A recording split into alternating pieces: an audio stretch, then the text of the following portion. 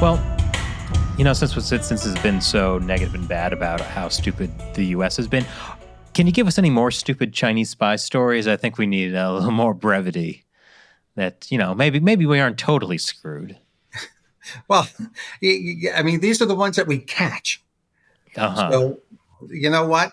We don't really know what we haven't caught. We don't know what you don't know. In other words, but there are lots of cases. The kid who walked on a military facility in Florida, whose father was actually with the Ministry of Public Security, taking pictures and saying, "I'm just a tourist."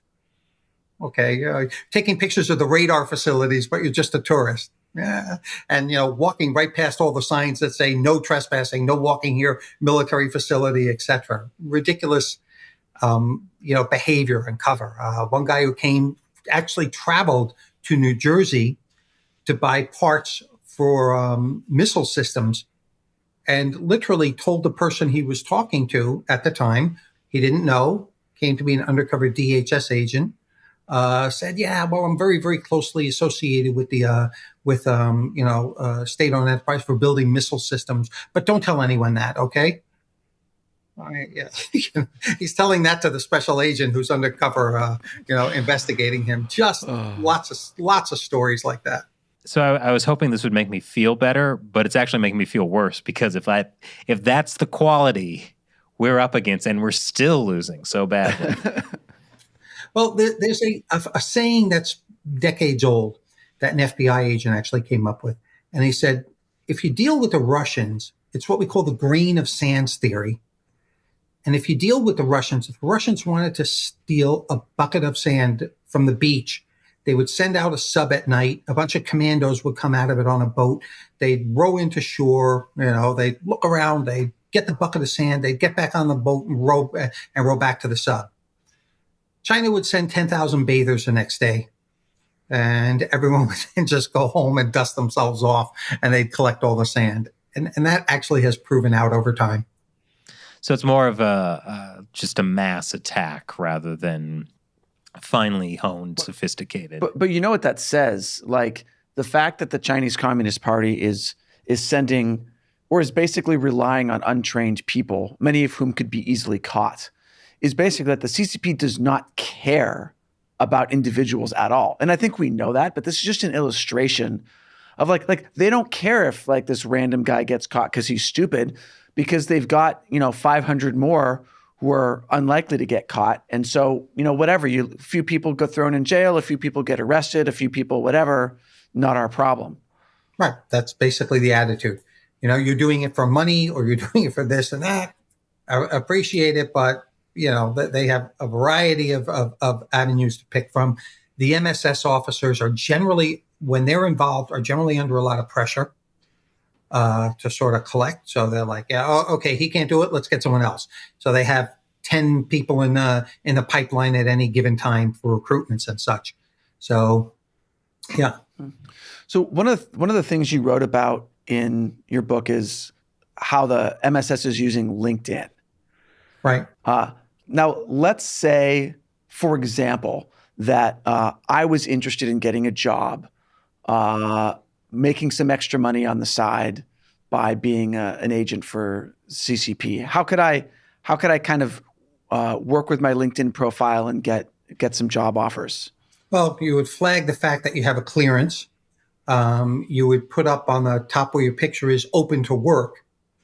You would identify your background as having some, and again, you get this right from Made in China 2025 or any of the long-term strategies, that you have knowledge in those specific areas that that they're interested in, and keep a minimal presence, but a non-threatening presence, right? Nothing politically, nothing against CC, against that. Interested in a job, those types of things, and they'll pick up on you eventually. And so how many people has the CCP reached out through LinkedIn? Well, the Germans did a study, and they came out with a figure of 10,000. Germany. That's just in Germany, 10,000. Right, in Germany, including parliamentarians and a number of other people. So they didn't give the results on how they understood that targeting. or what it was like. And then you start going from there to France, to England, to the United States, and, certainly tens and tens upon thousands. I get approaches all the time. So, so like you get approached on LinkedIn, and what kind of what are they saying? Like what kind of offers are you getting? No. Usually it's just, I mean, the offers are very, very identifiable. It's usually out of a university, and they want you to come speak on a specific subject, and offer to pay you to do that. I mean, we've seen that again and again and again happen. So that's when you get to the offer stage.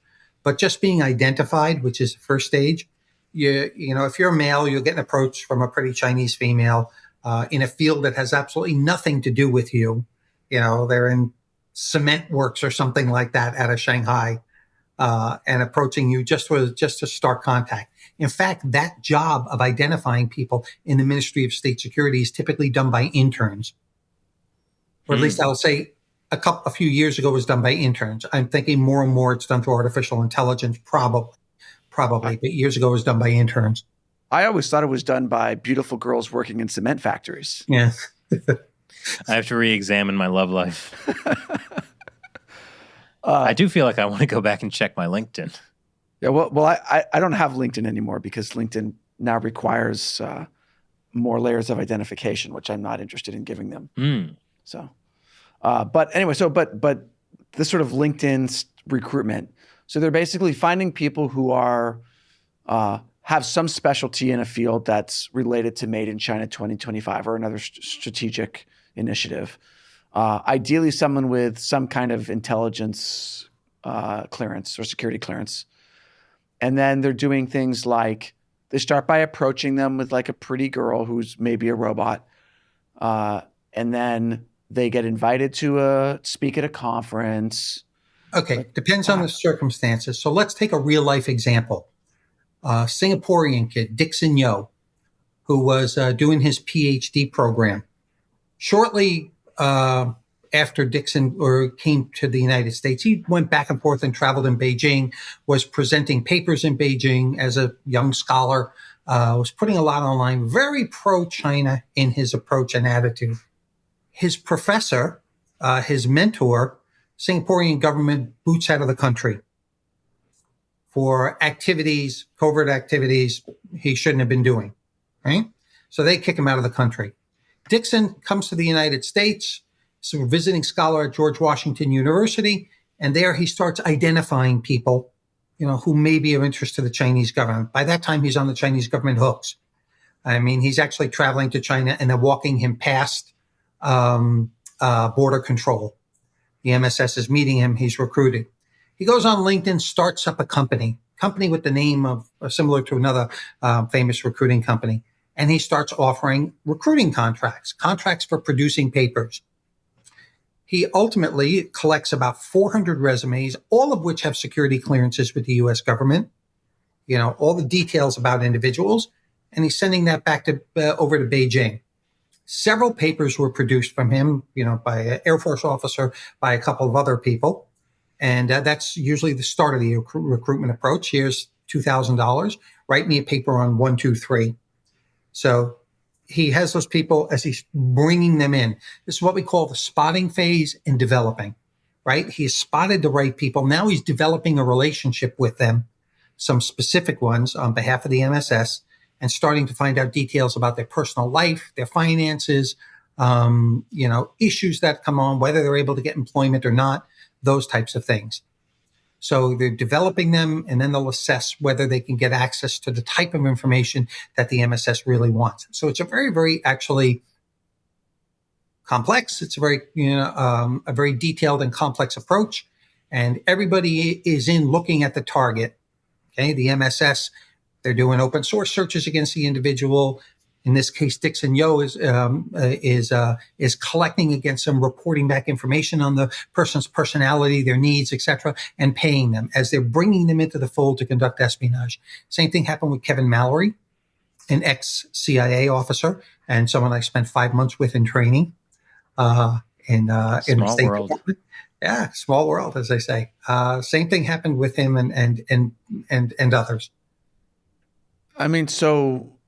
Like ultimately, they're just Americans who have a financial situation, they need the money, and they just don't think it's a big deal? Like, is that what's going on?